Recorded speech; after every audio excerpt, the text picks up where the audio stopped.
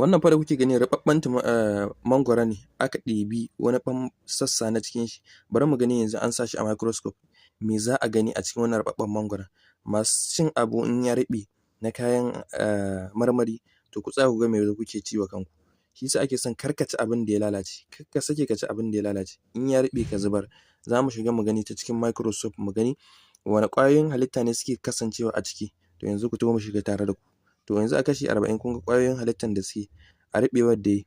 Yanzu an yi zooming kun gani wannan fa ainihin ƙwayoyin halitta ne 'yan mutsi-mutsi microorganism ɗin da ake gani a cikin ruɓaɓɓen mangwaro.